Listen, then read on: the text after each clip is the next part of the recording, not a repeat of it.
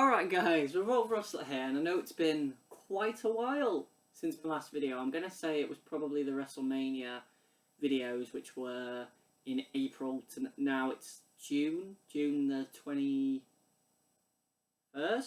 22nd. So yeah, it's been a while since my last video, and I don't usually do videos of this type. I've done videos of this type for a few movies, but I now think that this product deserves my full attention, and it deserves me putting a proper video about it, because it's one of my most anticipated things maybe ever. And I think that with all the controversy surrounding it, there you go, you all know where I'm going with it, but with all the controversy surrounding it, we need to have a discussion. So today I'm going to be talking to you about The Last of Us Part 2. I got the Steelbook Special Edition with Ellie on the front and Joel on the back. It's beautiful. I was so upset when I saw an install disc inside and was like, oh, I'm going to have to wait forever. But I think I only had to wait about 30 minutes, so pretty good install times. But yeah, today I'm going to be talking to you about The Last of Us Part 2, because this is a very controversial game. You are, at the minute, it seems like you're on either side of the spectrum, and at the minute it seems like one side of that spectrum is fairly weighted. And if you check out, say, Metacritic, you'll see a site which has a 95 Metascore with a 4.1 user score, I think is what I saw this morning. And I actually tried uploading a user review to Metacritic. It almost rejected it. Maybe they're not accepting any more user scores. I guess I'll find out in a day or two when I try and upload it again. I think this game needs to be talked about, especially on my channel. The Last of Us Part 1. Last of Us Part 1. I actually did that this morning as well. The Last of Us is one of my favourite games of all time. And the characters, the world, this amazing virus, the visceral, brutal violence, it is amazing. It's a breathtaking story that doesn't overstay its welcome, and it ends so perfectly that I never wanted a sequel. I didn't even. It's not even that it's not even that I didn't want one. I just didn't need one. Like, the game was so perfect in its own shell. They caught lightning in a bottle, and Neil Druckmann had his little masterpiece that he could kind of write in his memoirs about, basically. And you know, he's done. He obviously was the lead director for Uncharted 4, which is another great game. Not as good as maybe Uncharted 2, but I do think story-wise, Uncharted 4 is probably better than 2. It is a bit long, and you could cut a little bit of it. But yeah, so the man has a good resume. And Last of Us Part 2, as I said, probably the most anticipated game of 2020. You know, I remember seeing the announcement trailer at E3, I'm going to say in 2016 or 2017. And there's the scene with Ellie playing the guitar and Joel walking through and meeting her, and she says, oh, I'm going to make them all pay. And, you know, I was happy that we were getting a new game. I was a little bit sceptical because they'd done so well with the first game, and there are very few kind of sequels in games, or even in film, that really live up. And I think one of the reasons that this game is Part 2, I will say, is because it's trying to mimic The Godfather, top of a medium, you know, kind of game or product. That's why I think it's titled Part 2. But yeah, there are very few sequels in gaming specifically that ever match up to the original. I think Mass Effect 2, and Resident Evil 2, and Uncharted 2, and there's a few, but not very often does it happen. And I want to do a full kind of game breakdown. So this, I'm probably not going to be... let me word it properly. Let me give you no false illusions. This is going to be probably a pretty long video. It's taking me a while just to do an intro. And that's because this is so fragmented and there isn't that much planning. I've done a little bit of planning as far as breaking the chapters up and what I liked in each chapter and what I didn't like. But outside of that, this is a very fragmented person's opinion on the game. I've completed the game, completed it last night. I've had time to think about it. I've done a lot of research looking at what other people think about it. And I think that almost drove me to do this video because, believe it or not, there aren't a lot of positive videos on the internet about The Last of Us. There's a few. The IGN review called it a masterpiece. I believe it was the Happy Console Gamer review, which I watched yesterday, which was a really good video as well, talking about the game and why he thought it was terrific.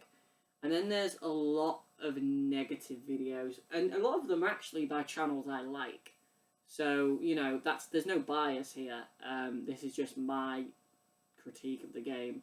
You know, channels like the Jimquisition and the Angry Joe Show seem to have a negative opinion towards parts of the game, and you know, when they're full, especially with the Angry Joe Show, when their full reviews come out, it'll be fascinating to watch. I'm very excited to watch these videos because I want... Yeah, I tell you one thing this game has done is it has really... It struck a chord with this medium, and it does show why, you know, the Xbox don't have what we do have on our console. These games that everyone in the world is talking about, and this is one of them. So yeah, I think without further ado, I should probably get started. There's a lot in my mind that I need to talk about, so we should get on with it. I should also say that I bought this today. Lovely piece of artwork that'll be going on the wall. Don't let that suggest how I feel about the game. It's up to you to kind of determine how I feel about the game, and it's up to me to kind of tell you, I suppose, as well. But yeah, I bought this today from Game. Thought it'd look nice. And it'll go on the wall somewhere in this room, probably. Something will have to come down now. So, the game begins 4 years... Well, actually, it doesn't begin 4 years. The game begins in Jackson, which is where Tommy, Joel's brother, has his settlement. And Joel and Tommy are clearly on a run somewhere, and Joel is telling Tommy what went down at the hospital. He tells him about how they were going to kill Ellie, they would have to perform surgery on the brain, and how Ellie would have died in the process. And Joel and Tommy then ride off back to Jackson, and you get to see the beautiful town, and it's bustling, and it's not very often that you see settlements this impressive in this game. I mean, you see a few in this game, to be fair, but in the whole post-apocalyptic genre, you don't see settlements this impressive. So that was a really great captured image. And this set piece as well at the beginning, this kind of beginning that as Joel, you play as Joel, you ride a horse back to the settlement, was a very good decision by Naughty Dog because it was a good way to say goodbye. Now, you don't know necessarily that is Joel's goodbye. I should have said that first. So, I will put it in the title, but this obviously is a full critique analysis video, will be full on with spoilers. I will put that in the title, so, you know, I apologise for not saying that this late into the video, but this will be a spoilers, full on discussion. So, Joel, I do think that playing as Joel in that beginning section was a nice way for you to play as that character one last time. After that, we go to 4 years later, and it appears that Ellie is now much older, because that's what 4 years will do to you. She's now 19 years old, and she's pretty much a woman. She's a grown-up woman, she's mature, she's aged really well. Ashley Johnson obviously reprises her role, as does Troy Baker and most of the cast from the last game. And they do wonderful jobs throughout the game. I think that Laura Bailey was maybe my favourite performance, and I think that... Oh, there's a pop-up. Sorry for that. Laura Bailey was my favourite performance in the game, and we will get to Laura Bailey in a bit. But Ashley Johnson, terrific performance. Joel as well. When Joel, before we get to the 4 years forward bit, I told you this would be so everywhere. Before we get to the 4 years later bit, Joel brings a guitar to Ellie. He says he got her a gift. He brings this guitar to her, and he sings her this song, and I don't know what the song is called. I'm very sorry to whoever composed it. He sings her this song about if I ever were to lose you, and it's absolutely tragic in retrospect. Like, the next time I played that game, I was very close to shedding a tear on my first run through. It felt similar to Sarah's death in the first game. Although there I did shed a tear, here I was very close. And he sings a song about if I was ever to lose you, and there's clearly a rift between them, and this song does something to kind of bring them a little bit closer together. And these events here seem to be pretty recently after the end of the first game. So 4 years later, as I said, Ellie's a grown-up woman, she's 19 years old, and she goes out on runs, and she goes and protects, and she goes and spots, basically, for the camp. And she goes out with this guy called Jesse. Jesse has just broke up with his girlfriend Dina, who Ellie admits that she kissed the night before, so eventually we'll find out what happened then. But yeah, so Jesse, and there's also a homophobic guy, because we needed a homophobic guy. Maybe the only unnecessary part of this beginning section was the homophobic guy. It was only there to have someone be a homophobe and call out lesbianism within the game. And, you know, we could have cut that. Again, the game's getting so much controversy because of other things that it seems like such an afterthought in comparison. So Ellie goes out on a traditional, normal run with Dina, who is this girl that she randomly kissed. And they have a good moment in this tower looking over the forest, and it's all just magnificent, and the scenery in this game is unbelievable. And then they come up to this supermarket, and this is where the first kind of gameplay, kind of traditional stealth gameplay of the game, stealth action, you could say, stealth action survival horror kind of amalgamation comes together. And it is, in large part, the quality of life improvements that have been made to these aspects are excellent. The game plays like a dream. It looks like a dream. It sounds like a dream. The gameplay, the moment-to-moment fighting, action, stealth is so much better than the first game. The characters feel like they have weight to them. They don't feel like Speedy Gonzales, but they also don't feel like tanks. There's a nice balance there. They feel like characters carrying loads, and it's great, especially when you play as the other character, which we'll get to later on. The characters are nimble at the same time when they're crouched or when they go prone, which is a new thing. They can now craft more items than they could in the first game. In the first game, I think there was only 6 craftable items, whereas in this game there's probably something like 12. You can craft stuff like ammo, which seemed like something the first game should have had. They can craft arrows and stuff like that, which again seems so basic and the first game should have had. And it does kind of highlight a few things about the first game, which I will touch upon probably at the end of this kind of critique. So yeah, they go for the supermarket, they take out a few runners and they're introduced to kind of the infected, and it's just kind of a tutorial for you to get used to the game. And then you kind of switch perspectives to this character called Abby. Now this is the character that Laura Bailey voice acts. And Abby is a much bigger, stockier version of Ellie. And her gameplay in the later game, as we kind of learn from this point on, maybe there will be a second character in the game. To me, firstly, it was weird. When you play as Abby for the first time and you're in the snow and you're going towards the ski lodge, it feels like this is the only time you're going to play as her, which you threw me through a loop a little bit. So Abby is a bit more nimble than Ellie. She's far more battle-tested. She's bigger. She's stockier. She can do more what Joel could do in the first game with fighting infected and, you know, going toe-to-toe with them, whereas Ellie can't because she's kind of smaller, she's skinnier. And a lot of people have joked about Abby's size and her arms and stuff like that, and her face, and calling her trans and all this sort of stuff that is just not necessary when you're critiquing a game like this. We don't need sexism or misogynistic opinions or homophobia in game reviews. Like, that's another big thing that probably the user score is so low. But yeah, so I need to focus on the critique because there's so much. So Abby and Ellie's story in this beginning chapter called Jackson kind of jumps back and forth. Abby eventually gets to the ski lodge where she meets, shockingly, Joel and Tommy, who have not reported in at their outpost. So Ellie and Jesse and Dina, the three, go looking for them and separate, go looking for them in the snow, which again is a beautiful vista. The snow effects, the rain effects in this game are outstanding. And Joel and Tommy run into Abby. They announce their names to her.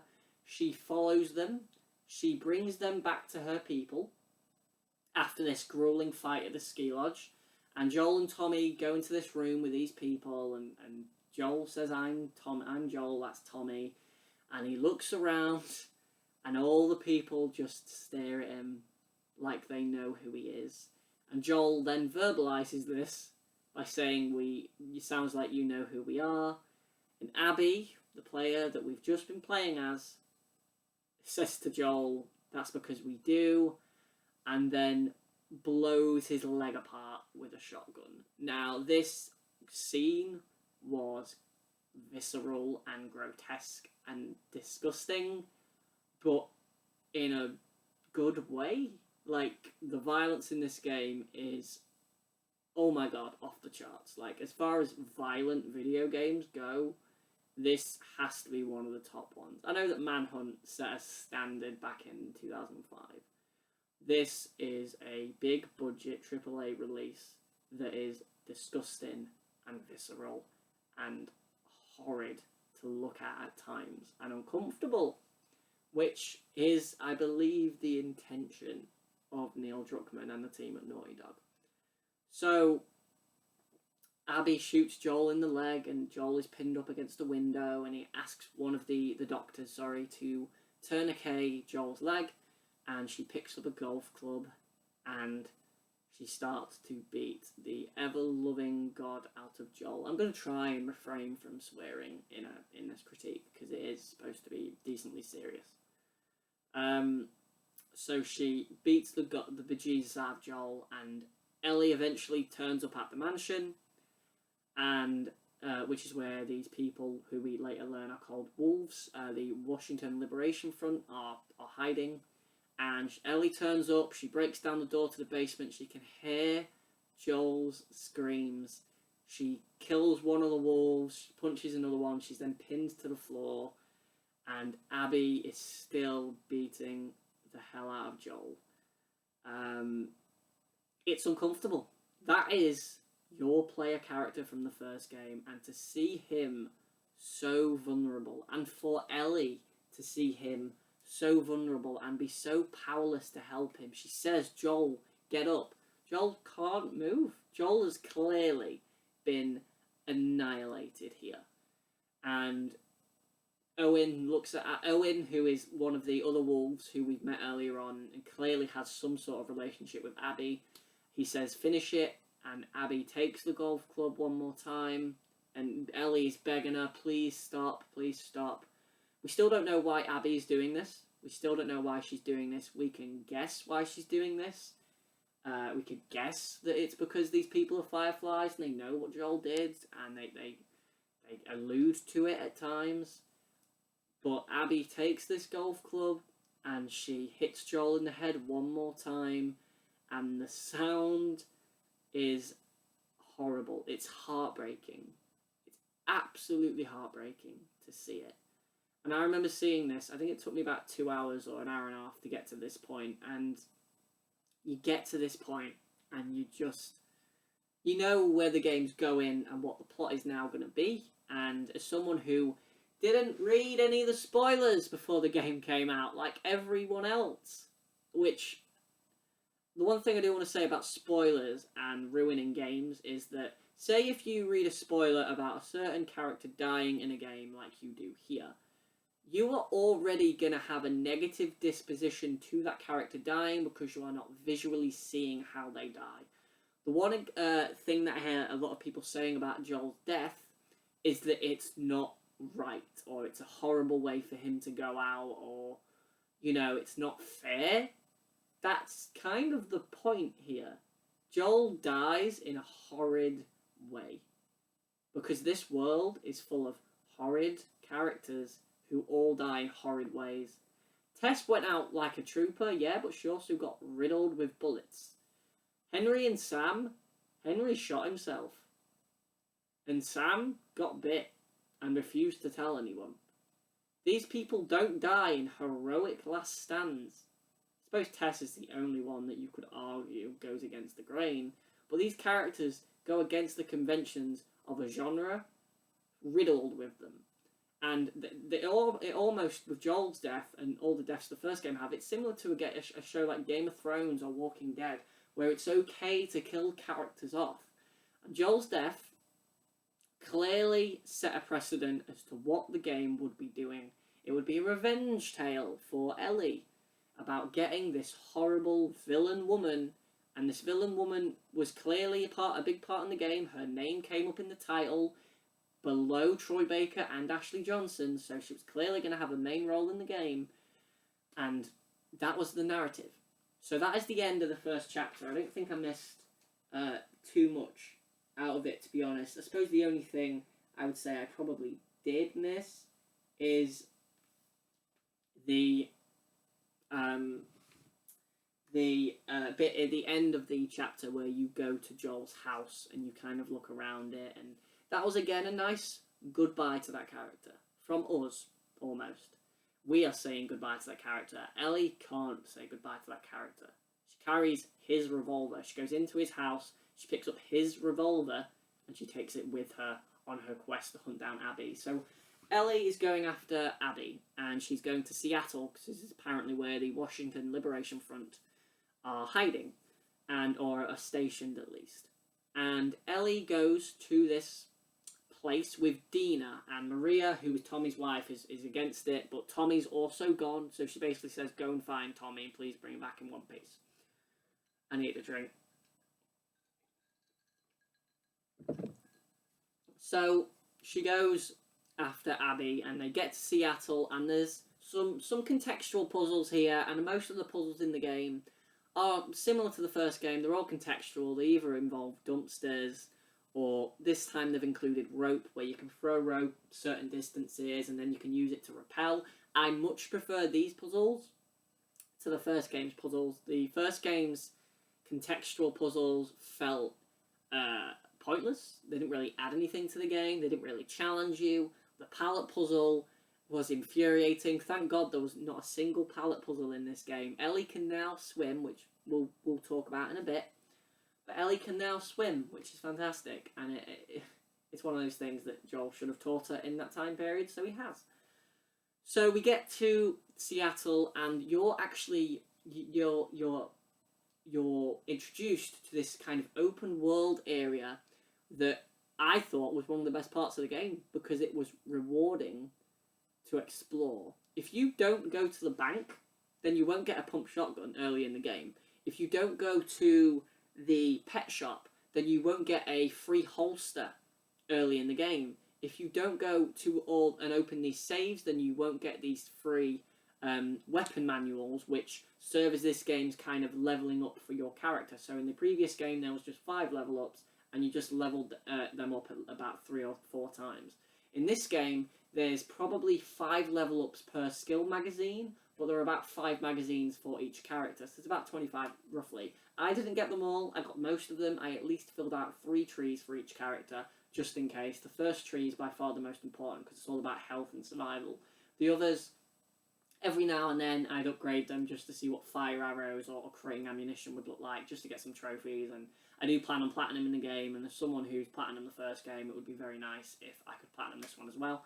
But yeah, this explorative open world bit at the beginning, it's not massive. Didn't have to be, because you can get around it on your horse fairly quickly, and Dina and Ellie talk to each other, and there's these really good talking moments where they just talk about the past, and Ellie talks about Joel, and Dina, who is a really good character, voiced by Shannon Woodward, who does a really good job.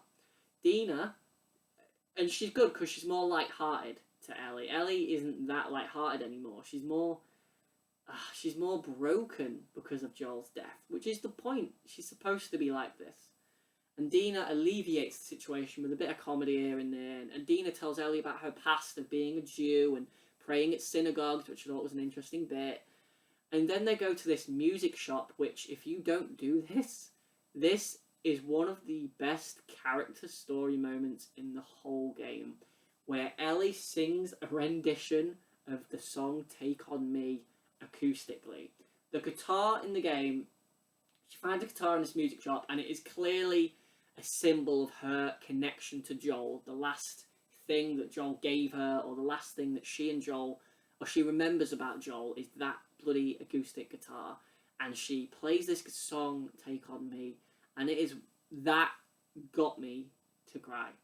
Just, like, it was amazing. The sound quality, which I recommend that you listen to, or you at least play the game wearing a pair of headphones, for the infected sections, for the sections with the scars, which we'll get to in a bit, and for all the music. Gustavo Santanella's soundtrack is outstanding. I wish there was more kind of world music. There's some great music for certain moments, like confrontations and slower moments, but there isn't as much world music for just exploring. And you do a lot more exploring in this game. This game is nearly double the length of the first one, so which is why a review of it is going to take forever. So there's this explorative section that's fantastic, and then, you know, as I said, you need to explore every nook and cranny in that first section. It's completely worth it. Get that shotgun, get that holster, see that breathtaking Take On Me song, which has maybe become my favourite performed song in a game, or a different rendition of a song in a game, next to maybe Unbroken Circle by Courtney Draper in Bioshock Infinite. So very high bar. Again, another perfect voice acting performance by a woman that doesn't really get talked about as much. So after you complete this kind of open world segment, you get this fuel, you go through this gate, your horse Shimmer is killed, and you get captured by these people, the Washington Liberation Front, and they take Ellie, and they capture Ellie. They didn't capture Dina. Dina escapes, luckily. And they take Ellie, and Ellie comes in contact with one of the wolves that was there when Joel died, Jordan. And Dina comes in, she shoots through the window, she shoots the guy who's going to kill Ellie, and, what else was that? 1 second. Getting emotional. She shoots through the window, but Jordan shoots at Dina, she falls through the window, and she goes to kill Dina, but Ellie breaks out of her handcuffs and she stabs Jordan. So that's one of the wolves killed, and she kills him. And then there's this great section in the school, and then we find out that we need to go to this TV station to find this woman called Leah, who's another wolf that might know where Abby is. The end goal is finding Abby. And at no point in this kind of experience does Ellie ever say that this is not what she wants to do. She is going out there to get revenge for Joel, regardless of what anyone thinks, regardless of what, you know, Dina thinks. It is her one and only goal. Hello. I'm recording. I'll see you in a bit. That was just my missus. So that basically kind of, there's a little bit more to Day One, Seattle Day One as it's called, which is basically they end up in the subway, and there's this really good section that finally does what The Last of Us 1 didn't do again. I'm not harping on that game too much, it is a masterpiece.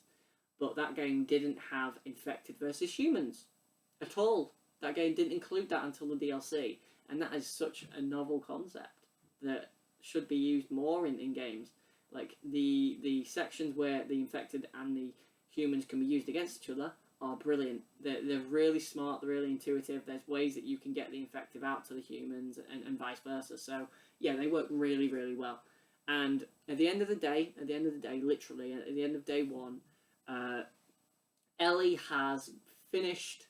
Ellie has cracked her gas mask, and Dina doesn't know that Ellie's immune. So she goes, "We can share my mask," and Ellie's like, "No, don't worry about it. I'm immune."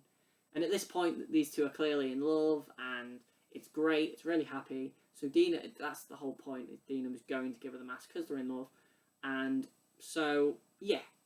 So at the end of the day, they get out the sewers. They hide in this theatre. And I've realised how long this is going already. This is unbelievable. How much longer there is in this game.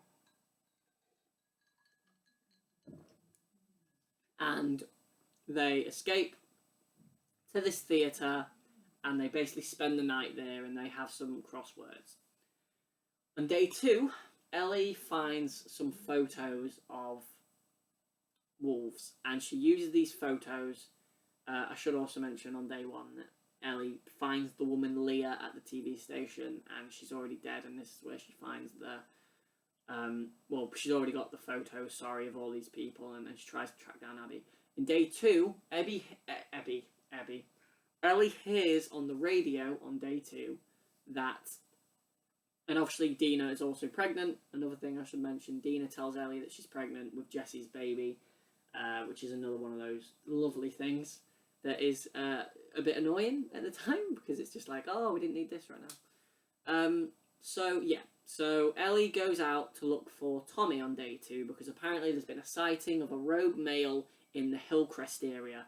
It turns out that she finds Jesse instead, and Jesse comes back to the theatre, she meets Dina, and then Ellie says, what else does Ellie do on day 2? 1 second.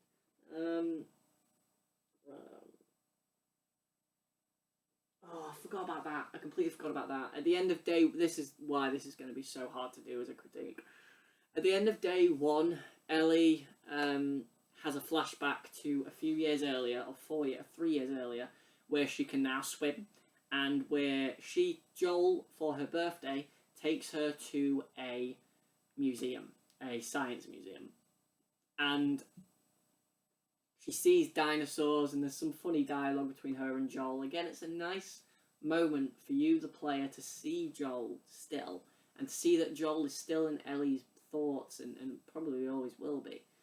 And there's this really amazing scene where they sit in this kind of prop lunar lander capsule, and Joel gives her a birthday present, and it's a cassette tape from the first lunar mission in 1969. Amazing moment. Joel is so proud, and Ellie's like, oh, you can see the bond and the chemistry that these two, not just the people, but the actors, you can see the bond that these two actors have formed because of this series. So, day 2, Ellie finds Jesse, and then there's a flashback to Ellie hunting with Tommy. There's this really weird section where bullet drop applies, and it's never applied at any other part in the game, but I'll let it slide, even though if it was a bit of a pain in the ass to kind of learn the bullet drop.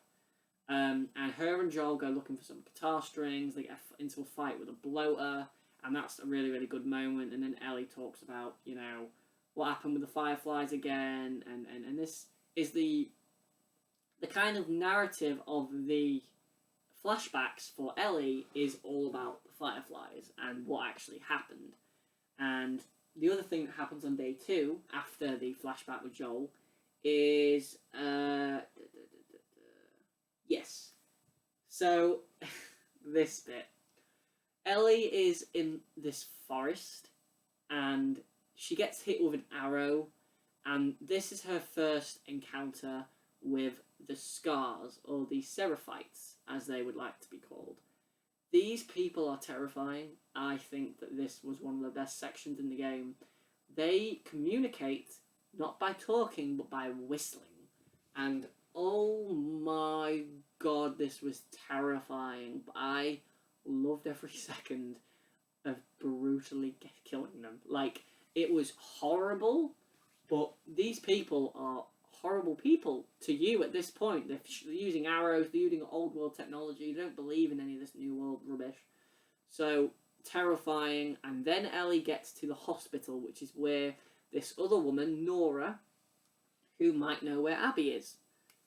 This other woman, Nora, is. And she finds Nora at this hospital, and there's a bit of trouble that Ellie has, but she eventually gets down to this basement with Nora. Nora can't breathe in the spores down in the basement, so Nora is cornered in this room after Ellie's fought off a few men and some infected. And Nora's like, I'm going to die anyway, so why would I tell you where Abby is? And Ellie's like, okay then. So Ellie has this pipe, and you physically do it. You press the button, and Ellie hits the woman, she hits her again, and then it cuts the black. And it's amazing, because this mirrored Abby beating Joel with a golf club. But it was almost more visceral and violent because of Ellie's facial expressions and the fact that it is looking directly at the character and not at the carnage they are causing. It was horrible. Again, a horrible scene. And it's made even more horrible when Ellie turns up back at the theatre where Dina and Jesse are hiding, and she's got blood all over her, and she's injured, and she's bleeding everywhere, and she walks in and Dina washes her off, and Ellie is just... At this point now, this was the moment when I started to think, maybe we're going too far. Like, because that is what the game wants you to think, I think. That the revenge narrative is not outdated, but it's a narrative that leads to nothing, and we'll talk about that a bit more soon. So, Seattle Day 3, there's one more flashback, I believe. I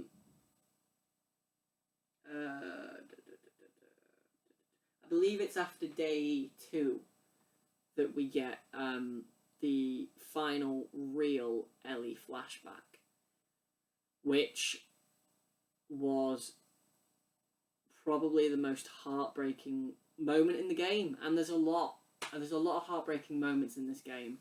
Ellie is at the St. Mary's Hospital, I believe it's called, or is that the one that Nora was at? She's at the hospital from the first game where the fireflies were cooped up, and she finds this tape recorder talking about how a smuggler stole the girl and stole the cure for mankind, and Joel comes and finds her, and she looks at Joel and she says, "Don't lie to me anymore." And she says, "What happened here?" And Joel can't look at her. Joel says, "Look, they said they were going to kill you, and I couldn't let that happen." And Ellie bursts out and cries. And it is heartbreaking, because this character, who has had so much faith in Joel, and so much love for him, for everything he does, he's done everything to protect her, the one chance in Ellie's life that she had to do something that she felt was important, Joel took that away from her without even asking Ellie. And that is, again, tragic. And it's a tragic theme of the game. Joel is a character that we love, as is Ellie. But Joel is a character that we love that is flawed. Ellie is a character we love, but after Seattle Day 2, when she beat the hell out of that that wolf member with the pipe, she's not this perfect, shiny character either. These characters are flawed. They are terrible people in a terrible world. Ellie grew up in this world. Abby is the same, and we'll get to Abby in a little bit. But this all leads into Ellie's final day, which is Seattle Day 3. And on Day 3, she looks for Abby. And she is told that Abby is at the aquarium. So she heads to the aquarium. There's the arcade bit in the middle where she gets the boat, and this bit's really cool. She takes Jesse with her, but they find out that Tommy's at the marina, not the aquarium, so Jesse says, "I'm going to go for Tommy," and Ellie's like, "Well, Abby could be the aquarium," and Jesse's like, "Just don't get yourself killed," like, basically, because the obsession is taking Ellie over.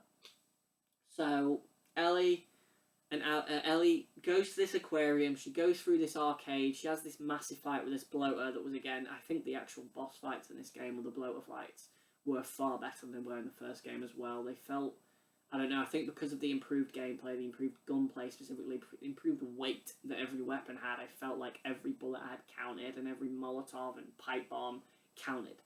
She gets to this aquarium, and she doesn't find Abby, she finds these other two people. She finds Owen, who we already know, and Mel. So we learned earlier on in the story that Mel was pregnant, and she finds Owen, who is Mel's partner. Who, as we've also said, Owen also seems like he has a weird relationship with Abby. So she gets to this aquarium, and she holds them up. She says, "Where's Abby?" They try and tell her where she is. They then try and fight back. So she shoots Owen in the chest. She stabs Mel. And then Owen, with his last breath, says the word "pregnant." And Ellie just looks over at Mel, and she opens up her jacket and she can see her stomach. And Ellie is just in shock. And at that moment, Jesse and Tommy barge through the door and they say, "We need to get out of here." They go back to the theatre, and Ellie is just woken up with Dina. Dina's still asleep. Tommy and Jesse are clearly talking about how they're going to get home, and Ellie hears a ruckus. She runs through the door with Jesse to the kind of middle area, or I can't think of the word, the reception area, I suppose. Jesse is shot in the head, so he's dead, and then Ellie is shot at, but she ducks, and it turns out that Abby has found Ellie in this theatre. And Abby says, "You killed all my friends." She points the gun at Ellie, and then it cuts to black. And then the game does its twist, where it says, this game isn't just about Ellie. And it puts you in the shoes of Abby as a child. So you play as a younger version of Abby. I don't think she's too young. I would say she's probably 20 at this point. This is 4 years earlier. So this is around the time of the hospital incident, we could call it. Abby's in the woods. She finds her dad. They rescue a zebra, all this good stuff. And then her dad is told that the girl has turned up at the hospital, the immune one. And you all know where this is going. This isn't just about the Fireflies losing their immune chance for survival and safety in the world. This is about Abby losing someone close to her like Ellie did. So Abby gets this other flashback where she runs towards the surgery room and she walks in, and there her dad is dead on the floor. All along, that doctor that we all happily killed in the first game was Abby's dad. I imagine it's the same voice actor. I haven't checked. But yeah, so Abby killed her dad out of revenge. And it brings in the moral question of, why is Ellie's revenge fair if Abby's wasn't? And the answer is, to most players and to most people who are angry, is that because we like Joel. That isn't really an answer. But regardless. So after that bit, we learn that we're going to be playing as Abby for nearly the rest of the game. So you play as Abby in a sort of 3-day cycle like you did with Ellie.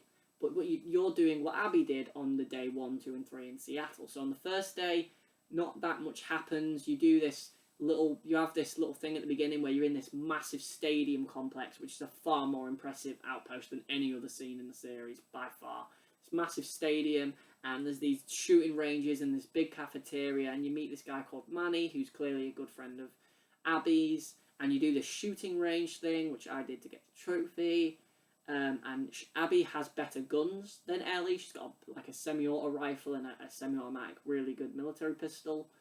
And then you go out on this run and you get ambushed, and then you're with Mel as well, the girl who Owen has got pregnant, and you get this dog as well, and you fight off all these scars who are these people we still don't really know a lot about yet. And then you get to this other compound where the leader of the wolves, Isaac, tells you that Owen has kind of betrayed the wolves. So this Owen guy, he thinks he's betrayed the wolves. So the rest of the day is you trying to find Owen. And you go through this Chinatown section, which was really great, and reward exploration. You can find a safe there with some stuff and stuff like that. And you eventually get to the aquarium. Seattle day 1. Yeah, there it is. Abby's flashback, impressive stadium, Abby's gameplay, which I'll talk about, which I've already said. Abby's gameplay is much more fun than Ellie's because it's stronger, you're more powerful. There's a flashback halfway through where you see Abby. I keep saying Abby because Ellie and Abby and Owen in this beautiful aquarium environment, and they're clearly in love and they're clearly together, and it's good because it kind of, this Owen guy that Ellie now killed, you feel a bit sorry for him because he's alright, he's a bit of a goofball. And Abby is fleshed out here. She isn't a villain. Yes, she killed Joel, I understand that, but she isn't a villain. She is sympathetic. You can sympathise towards her. So you get this beautiful aquarium bit in the middle, and then Ellie gets Ellie. It's because they've both got such easy names to say. The Chinatown bit. Oh yeah, forgot about that bit. So before you can get to the aquarium, you get captured by the Scars. These people that are just very religious and not noble, but they're very like, and you escape, but not after witnessing what we all witnessed in that trailer a few years ago, which makes me wonder how long they've had this script planned. The trailer where the woman gets her arm destroyed with a hammer, and there's the woman being hung. That woman is Abby, and you escape with this woman and this boy called Lev and this woman called Yara. This woman's arm is just mashed, and Abby escapes with these two people. There's a boss fight with this big chunky, this big massive kind of foe, and you fight them and you kill them and you take their massive pickaxe hammer thing, which is amazing. Another thing as well, the game has more melee weapons, which melee weapons were one of my favourite parts of the first game. Melee in general was one of my favourite parts of the first game. So, and you get to this aquarium, you leave these two Scars people, or former Scars, at this kind of rail yard. You go and meet Owen, and you kind of convince him, you're like, oh, what's going on? Owen's like, yeah, the Scars aren't actually that bad, basically. And you're like, you think this, where this is going, and it does go that route, really. But yeah, so I need a drink, because this is, oh. This video is already too long. And at the end of the day, literally at the end of that day, Abby and Owen have sex, they sleep together, and all this sympathy. You've just killed that guy, I feel quite sorry for him. So we get another flashback, or another dream, in which Abby goes into the surgery room again, I believe. Yeah, she goes into the surgery room again. And then we start Seattle Day 2, which is where she goes and helps the two Scars. She says, oh, I just can't leave them. And these two Scars have clearly been fighting off multiple people for hours and hours. And she brings them back to the aquarium and she says, can we help this woman? Because her arm is completely destroyed. And the most of Day 2 is about you and Lev, who's the young boy who serves as the game's Ellie, the game's first Ellie. And by placing Abby in a role similar to Joel, again, it makes you sympathise with her. Perfect. I like all this symbolism and metaphor and narrative congruence over the two games. So you cross these really tall, really impressive sky bridges, and Abby is terrified of heights, which again humanises her as a character. And then you get this big bit where you've got to go down this building, you've got to go down all these floors, and you fight off all these infected and really terrifying sequences. Like, the horror in this game was far better than the first game, maybe because I've just played the first game so much, but as a first-time player of this game, the horror felt so much better, so much more terrifying than the first game did. So you get to the bottom of this big building. Where is it? Yep. You get to the bottom of this big building. You get to this the hospital, and you say, Lev, you've got to stay outside, because I'll go in, it'll be a breeze for me. You go into this hospital, you get arrested by the wolves, because they say, oh, Isaac hasn't said you can come. And Nora, the other girl you've killed, is Ellie. She comes and saves Abby. She says you can go down to the basement.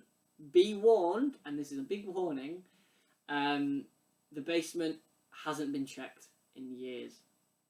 So you're thinking, right, well, the quadriceps virus mutates people over years. A bloater is someone that's been mutated for years. So is a clicker. So you go down to this bloody basement, and you turn all these power switches on and all this good stuff, and you open all these safes, which safes are, by the way, far better option than shiv doors. Shiv doors were a pain in the arse. Safes are at least doable, regardless of how many shivs you have. So you get down to this basement, and you meet this big thing that is like loads of dead infected stuck together, and they fall off it, and stalkers fall off it, and you've got to burn it to death, and you fight it in this decently claustrophobic environment, but there's enough resources for it to be worthwhile, and there's enough mobility for you to get around it and to avoid it. I beat it in one go. But good boss fight. Again, the game does boss fights far better than the first game did. But the first game's boss fights were fairly straightforward. This one, there seems like just more was put into them. So you kill this, I don't even know what to call it, this amalgamated infected thing, and then you get back to the aquarium, and you cut this woman's arm off because her arm's basically destroyed, and she thanks you, and you know, you're doing these things for these seraphites, these scars, and you feel sorry for these guys particularly, but the whole scar people, because, or the seraphite people, because they are undermined, they're, you know, they're outgunned, they're outmatched. Sorry? Oh, sorry, I thought Stroll shouted me. They're outmatched, and it's just not great. Not great for them. I thought Stroll shouted me. So that's the end of day 2. A lot is... Crikey, this video's gone long already. How long has it gone, roughly? Yikes. So we get to day 3. Are you alright? Right, okay. Right, okay. I'll ring you in a bit. Okay. Right, okay. So, where was I? What was that? Right, yeah, sorry. Lost my train of thought. So, day 3 of Seattle with Abby. Sorry, it took me a moment to get my train of thought back. So this is clearly the most important day for either character.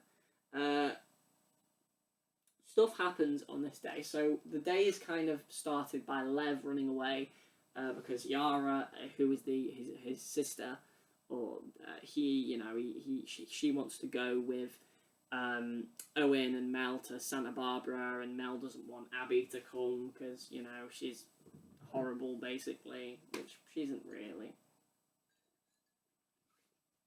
Oh, God. So, yeah. It is... Oh, God, sorry, I keep losing my train of thought. It's because this video is going to be so long.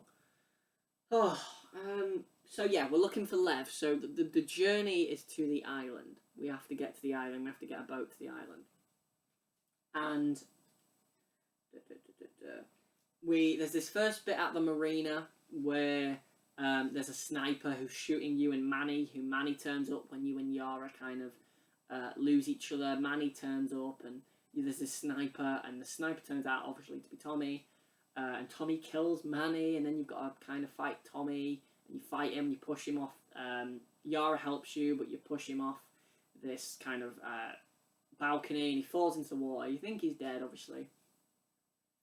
And then you and Yara get a boat, and you go to the island. So at the island, these scars are being utterly devastated. They are being destroyed. And this villain that you've been feeling terrified about, they're actually... You know, it's a story about... It's like, I can't think of a good example, but it's a story of the oppressed kind of underlings fighting back against those with better equipment and more manpower. It's a simple narrative that shifts and subverts at times, and it's fine, because the whole point is nobody is the good guy. There is no heroes, there's no villains here. Isaac and his wolves at one point get presented as a villain on the island, because one of them kills Yara, and then Isaac is kind of threatening Abby, saying, "Abby, what are you doing?" Like, and then Abby's like, "No, not Isaac." Like, it's amazing how easily she bows down to Isaac. She clearly reveres him, but luckily for her, Isaac is killed by someone, and all the wolves are killed. And Abby and Lev try to escape the island in an unbelievable set piece that... Honestly, you've got to play it. The horse riding through the burning island with all the death and destruction. And even when you get on the boat and you can see behind you, there's people getting shot and stabbed and destroyed. It's horrible. It's disgusting and horrible and visceral. And I keep using those words because I can't think of more profound words for it, because it's horrible. And Abby and Lev go back to the aquarium, where, of course, after the 3rd day, they find Owen and Mel are dead. They find a map that Ellie clearly dropped, pointing to the theatre, and this is where the 2 stories come into line. So we come back to it. Abby, you're still playing as Abby, right? So this is why I think this bit was so powerful to me, because you don't want to do it. But you, as Abby, you infiltrate the theatre, you get Tommy, and you play the same bit where Abby says you killed all my friends, but obviously you see what happens after it. So Tommy gets up as Abby points the gun at Ellie. Lev shoots Tommy in the back with an arrow. Abby shoots Tommy in what appears to be his head. I thought it was his head. I thought he was dead. Genuinely thought he was dead. Again, another character that I thought had just died for no reason. And that's the point. Like, characters in this game just die. So, Abby then pursues Ellie into the back of the theatre, where you have a boss fight with Ellie. And it's great, because you don't want to do it. Like, you're there, like, I don't want to kill Ellie. And what was weird is I was like, if I get caught, she'll just kill me, won't she? It'll be a game over. And it did do that. And the game overs are disgusting. Like, if Ellie can either kill you with a machete, or shoot you with an arrow, or shotgun you in the stomach and then blow your head off, like, oh my god, it's horrid. And Ellie, as a boss, is by far one of the smartest bosses I've played in a game, because she plays as a boss like you would play as her. She puts down trip mines, she uses corners, she uses listen mode to try and find you. If she hears noise, then she'll go towards the noise, she'll change her weapons, she'll reload, she'll craft stuff. It's a great boss fight that ends with maybe the most brutal scene I've ever seen in a game. And I was the one doing it to Ellie, and it felt horrible. So she beats Ellie down. She breaks Ellie's arm. She is punching her. She's mounted her. Dina comes in with her switchblade to the back of Abby, and she's slashing at Abby. And then Dina takes an arrow through her shoulder, and Abby grabs Dina's head and slams it into the floor several times. She picks up the switchblade. She puts the blade to Dina's throat. I thought that this here was actually the game's conclusion. So I thought everyone would die. I just thought everyone was going to die. I thought the little boy would be the only one who wouldn't die. I thought Lev would be the only one who wouldn't die. So she puts the switchblade to Dina's throat, and Ellie says, please don't. She's pregnant, and Abby looks at Ellie with such disgust at that comment. And she goes, good. She goes to do it, but Lev says, Abby. And she's just like, don't. Like, she doesn't say it, but she just looks at her and is just like, just don't, please. This is too much. Abby throws Dina away, and she says, if I ever see you again, I'll kill you, basically. And then this is like the bulk of the game done. That confrontation chapter might be my favourite chapter in the game, because I hated it so much, but again, it's the point. So after that chapter, you are transported to probably a few months later on a farm, and this is where Ellie and Dina and the little boy, Dina's baby, who's been birthed, so it must be at least a year later, who is called Jesse Jr. They named him after his dad, and it's really nice and calming. You know that something's going to go wrong, but it's nice and calming. You can just go around the house and put, I love the game's exploration. Like, there's a really cool scene right at the beginning of the game. If you, in Ellie's room right at the beginning, the first time you take control of her, look around, you'll see loads of Savage Starlight comics. You'll see the robot toy that Sam had in the first game. Stuff like that. It's really, really cool. All the astronaut stuff as well. It is really cool, and it's great. So you're at this farm, and eventually you go and hunt this rabbit, and Tommy turns up, which I thought Tommy was dead. So I thought he was dead. So someone survives. And Tommy says, we found her. And Ellie's like, and even Dina first is like, yeah, we're not doing that anymore. We can't do that anymore. Like, last time, I nearly died, she nearly died, you nearly died, Jesse did die, my baby nearly died. All for what? And that's, again, the point of this narrative, is that revenge is so pointless. I think that's the point. Again, a lot of the themes carry over from people not being typecast as heroes or villains, and narratives. Again, the subversion of a revenge narrative being thrilling and exciting. This isn't thrilling and exciting. It's horrible. In a good way. So Ellie's like, nah, I can't do it either. And then, of course, she sneaks out. She sneaks away from Dina. Dina says, I can't do this anymore. And Ellie sneaks off. And the next, we're transported where Abby, and she's with Lev, and this is again a year later.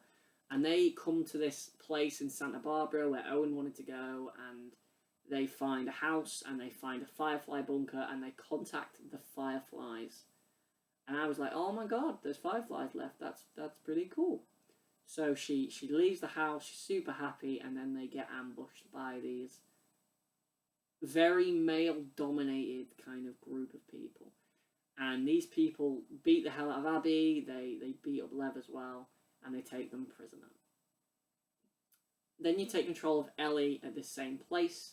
You get to this place, basically. Ellie finds the boat that they were using to travel, and she finds out that they've gone to this house, but she also gets trapped. She gets up in a trap, and she impales her rib section on like a pointed branch of a tree.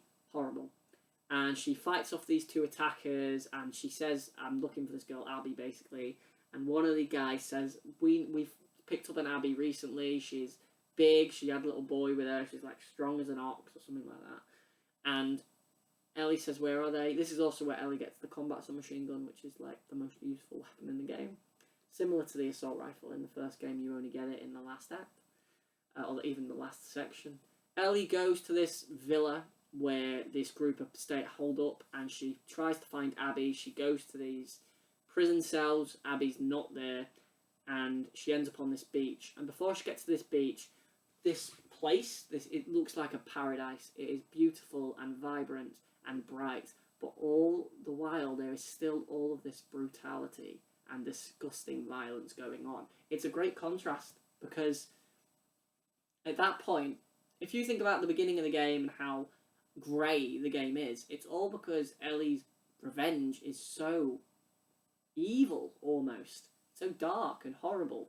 When the world is bright, like the farm, it's because she's forgotten all that. She doesn't want that anymore. She's happy.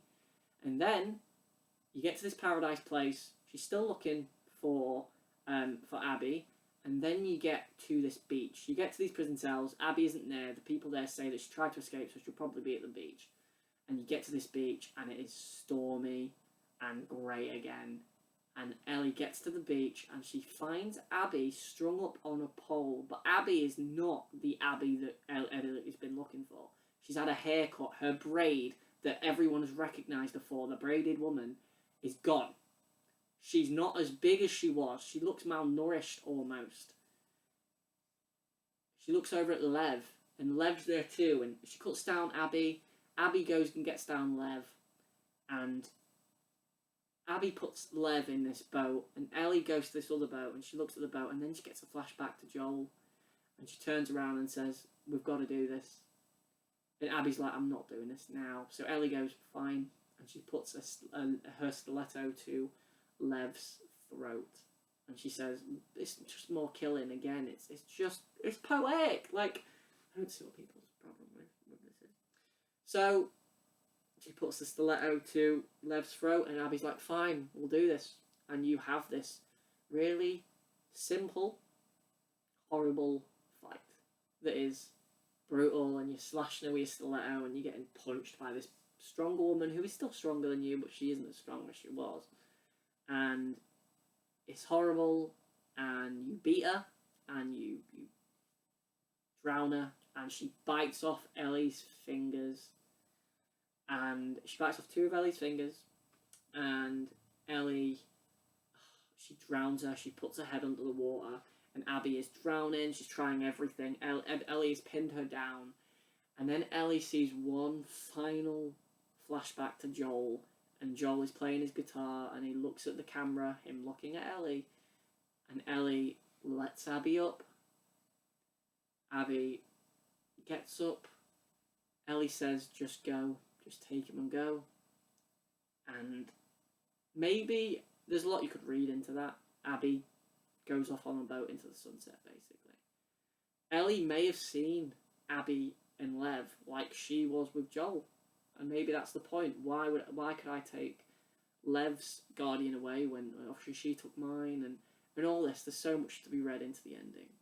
And Ellie gets on the boat and she goes back to the farm, and the last images are Ellie. She goes upstairs, she picks up the guitar that was her last way of communicating with Joel or remembering Joel, and she tries to play the song. And throughout the game she's been trying to play the song that Joel taught her about If I Ever Were to Lose You, and she tries to play it, but because she's lost fingers, she can't play the song properly. So she goes, before she puts the guitar down, she gets one final flashback to Joel, and it's after the night where there was clearly an issue where Dina kissed Ellie and Joel tried to get the homophobic guy away, and Ellie said, I don't need your help, basically. It's after that. Ellie finds Joel on his porch at Jackson, and she basically says, I can't forgive you for what you did, but I can try. And Joel's basically like, that's good enough for me, basically. And that is it. Finally. Don't know what that was. Finally, Ellie in her own mind, before she puts the guitar down, has forgiven Joel. She puts the guitar down. She can put behind herself the revenge. She can put behind herself Joel's death. And she can say goodbye to Joel because she can't play that guitar anymore. And the game, Ellie walks off out of the house. Dina's not in the house. Dina and the baby are gone. I imagine they've gone back to Jackson, and Ellie walks off on her own. And that is where the game ends. As far as, like, a big criticism of the ending, the big thing to me is that it was a bit abrupt. So she just sort of leaves the house. And I love the idea of Ellie saying goodbye to the guitar. The guitar has been prevalent in the game. It's been in many important, heartwarming moments. Sing and Take On Me, the beginning song, like Ellie trying to play the guitar and not being able to. That's it. It's her fire for the revenge is gone. She doesn't need Joel anymore. These sort of things like that you can look into and read into. It's all up to you. I like to think that there's so much. I like to be optimistic. But yeah, so that is how the game ends. The Last of Us Part 2. My God. Was that a roller coaster of emotions and a ride and a game that I will probably never forget. And I think I put this on my Facebook page today. I said that The Last of Us Part 2 is daunting and terrifying. It's violent and bloody. It's visceral and immersive and breathtaking. And it's brilliant for it. And it's one of the best games I've ever played. And people giving the game 1s and 2s and 3s and 4s. Like, the game is at its least beautiful. At its most, it is an experience unlike most you will play. And I needed to do this video because, and I've probably rushed several parts, and there's probably loads of things that I've forgotten, and loads of things that, you know, I honestly could have said about the game. There's like three pages full of notes. But I think overall, the one thing I can say about the game is it was utterly brilliant, and I'm very grateful that in the last 2 months, or last month, I've been able to play two of the best games I've ever played. One being The Last of Us Part 2, and the other being Persona 5 Royale, which I may do a video on at some point, because that has become one of my, if not my favourite game of all time. So, even surpassing the God Mass Effect 2. So, what I want to say is that The Last of Us Part 2, and I suppose this will be a closing thought, especially in comparison to the first game, a lot of the, I mean, in comparing this game to the first one, you know, there's a lot that carries over. The idea of heroes and villains. Joel isn't the perfect character, neither is Abby, and neither is Ellie. You know, you could argue that there are some perfect characters. Maybe Dina is a good character, like a pure character. But, you know, no one in this world really is pure because of the killing and the violence. And that is kind of a thing. The game is getting a lot of flack for a few things. For the story, for Joel's death, for the SJW nonsense.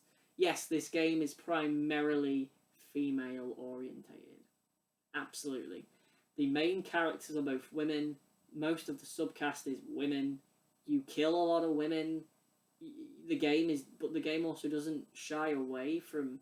So most games, I feel like, wouldn't have you kill women like in the game. So a lot of Scars are women. A lot of Wolves are women. You visually beat Nora. Abby is beaten. Ellie is beaten. Ellie is battered.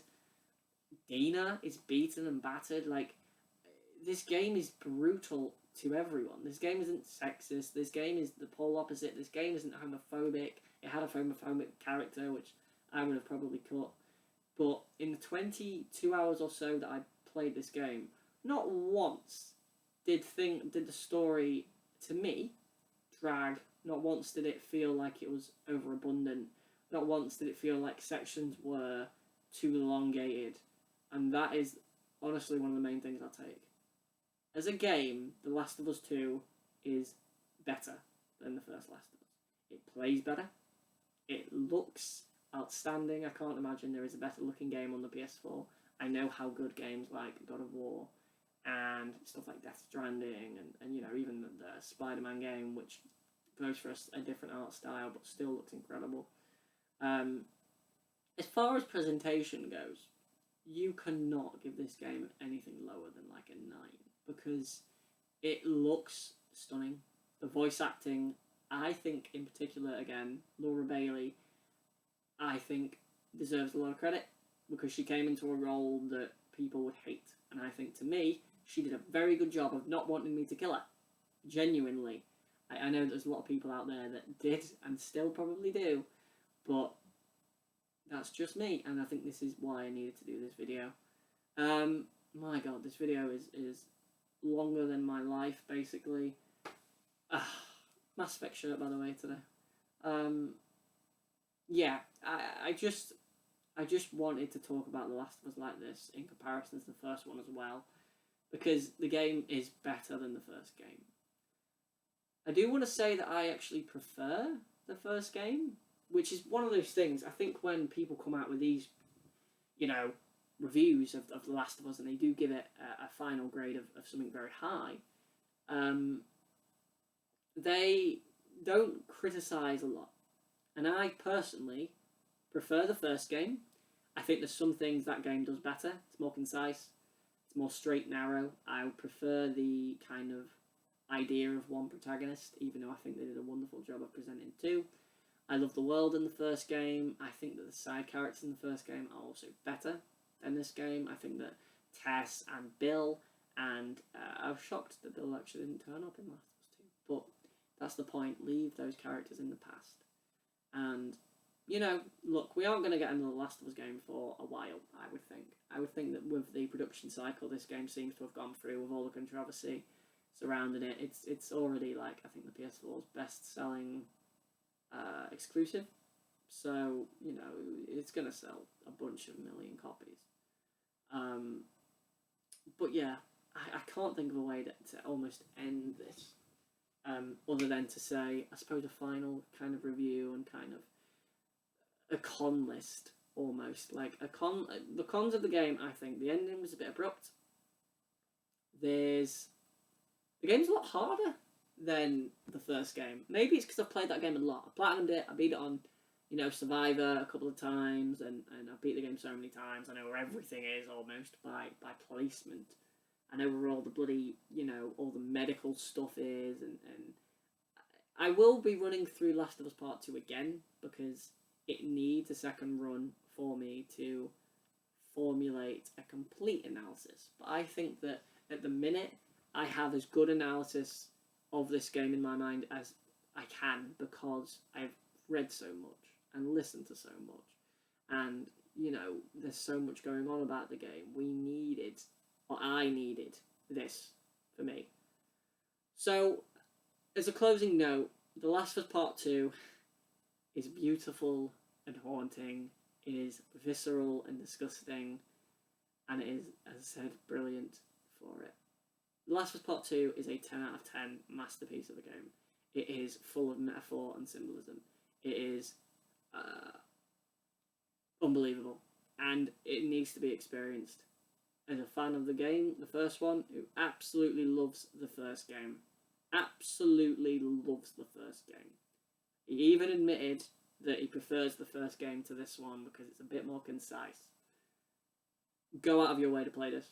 If you have played the first game, then this should be an instant buy. If you haven't played the first game, then please go play the first game and then play this one. I will be pre-ordering the pop vinyl for The Last of Us 2. The Ellie pop vinyl, which comes out in August, I'll be pre-ordering that probably next month. There's a Joel pop vinyl, which is part of a PlayStation Icons line that I'll be pre-ordering. I've also got a pre-order of Joker from Persona 5 on the way, along with some other things that I've got recently for my anniversary at the end of the month with my partner. So, yeah, that is it. This has been mental. There's been interruptions, and it's good because talking like this gives me the best perspective of what I can do. I don't need to plan for 2 hours. I've got a plan, and I've got an idea of what I want to say. And I think I've said exactly what I needed to about Last of Us Part 2. It's great. It's unbelievable. And I don't want to say don't listen to the reviews, because if I say that, then I sound like someone who is a fanboy. I want you, on your own merit, to play the game and tell me what you think. Because this game is certainly worth the price. Like, just for its production value. I can't imagine how much the game cost to make. I can't imagine it's like 500 million or anything, or you know, something ridiculous. But I can't imagine it was a cheap game, and I imagine it was probably the most expensive PlayStation 4 exclusive. But yeah, I guess that's going to be it. I've got so much other thinking and concepts to think about for The Last of Us Part 2. Maybe you'll see me again soon. Maybe I'll do a Persona 5 video. That's something I'm interested in. I've got thousands of other pop vinyl and stuff that I really want to do and talk about. And, you know, maybe The Last of Us Part 2 will deserve a second discussion after, like I did with Avengers Infinity War all those years ago. But what I should say is, thanks for watching, guys. It's been a long video. If you want to, I should have said this at the beginning, but if you just want to kick back and listen to this through headphones and not really look at me, because obviously nothing's really going on here, then do that. But, you know, thanks for watching if you do. Thanks for subscribing if you do. Thanks for the comments. I hope that we all live in harmony, and I hope the world is a better place than it is in The Last of Us, because it's horrible in The Last of Us. So I guess what I'm going to say is, what did you think to The Last of Us Part 2? What do you think to the ending? What do you think to Joel's death? What do you think to playing as Abby? What do you think to the gameplay quality of life improvements? What do you think to like the collectibles and stuff I haven't even mentioned, and replayability? Will you be replaying the game? And do you think it's better than the first game? Which I think is the main kind of consensus that most people say, oh, it's not very good. If it's not better than the first game, then it's not very good. Like, and obviously it is a high-budget AAA game, so there is a massive amount of expectations. To me, it met those expectations. So, thanks for watching, guys. This has been Revolver Rossalot. What a long day.